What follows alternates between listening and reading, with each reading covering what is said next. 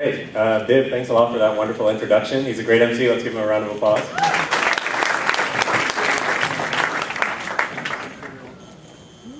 So I'd like to present, I guess, a spoken word piece that I wrote. It's called Time Machine.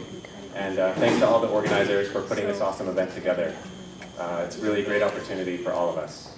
So thanks again. Time Machine. Let's get in the time machine and rewind to a time just after 1469.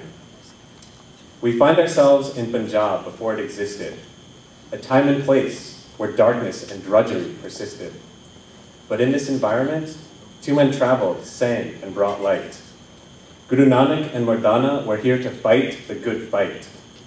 People thought they were crazy to question the social norms, but their message of equality meant monumental reforms. With divine poetry and music, they cracked into closed minds. They pounded at the social structure and began to unify humankind. Now the followers of Nanak, let's call them Sikhs, quickly filled with ideas that put the ruling class in a fix. They snapped the once unbreakable bonds of caste. They understood equality and that the cruel social system wouldn't last. They began to read, to write, and be all that they could be, all the while remembering God, sharing, and living honestly. The feeling of empowerment, the passion, the energy grew. Sikhi began to swell as more and more adopted Guru Nanak's worldview. Fast forward almost 100 years, where we meet the fifth Guru. Arjan Dev Ji compiled the scripture, lived the message, and stayed true. Then came the oppressors. To them, faith didn't matter. They just wanted to stop people from climbing the social ladder. They liked their control of the masses. They saw Sikhi as a threat. So they tortured and killed Guru Arjan. May we never forget. The oppressors knew that they were testing our mettle. What ensued over the coming century leaves many peaceniks unsettled. The rulers held the power. They wanted to keep the people down. The Sikhs would have none of it, so we took this message to town. They attacked us with blunt tools and big threats. You know, things like money and death. Of course, they found that the Sikhs fought to the last breath. They kept trying to cut down the tree of Sikhi, but they could never cut the root. With each cut, it grew back, faster, bigger, and stronger to boot.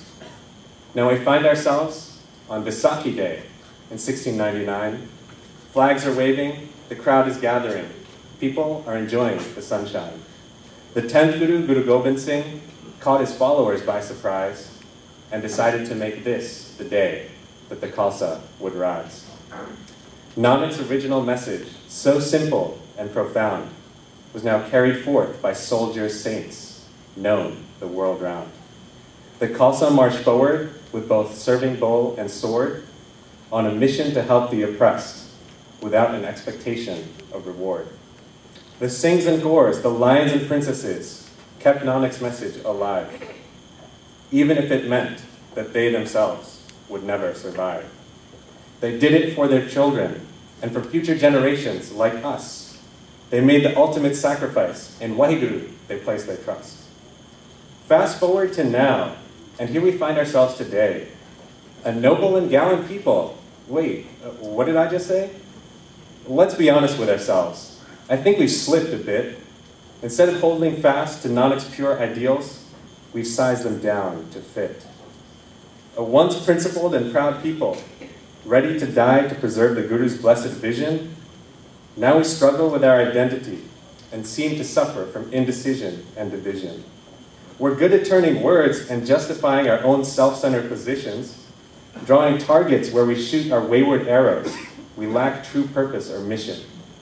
You see, at some point, the oppressors got smart.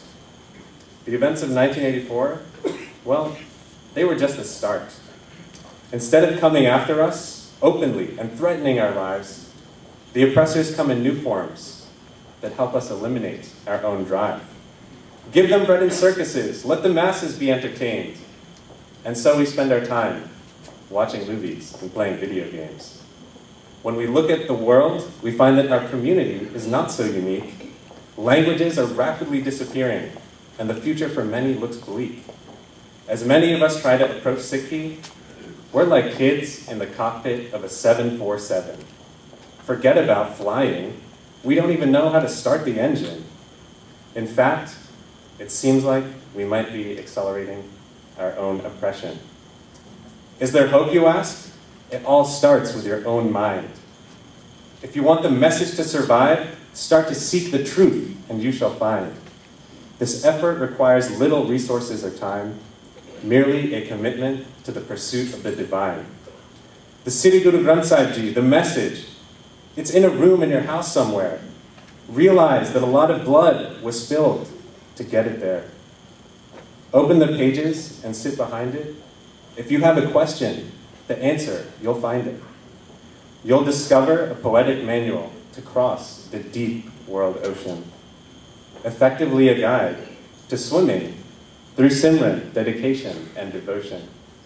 Awaken your inner warrior saint. That singer core is within you. You'll find that the world comes into focus and into clear view. But nothing's going to happen without your mind on board. So it is this I implore, and nothing more. Waheguru Ji Ka Khalsa.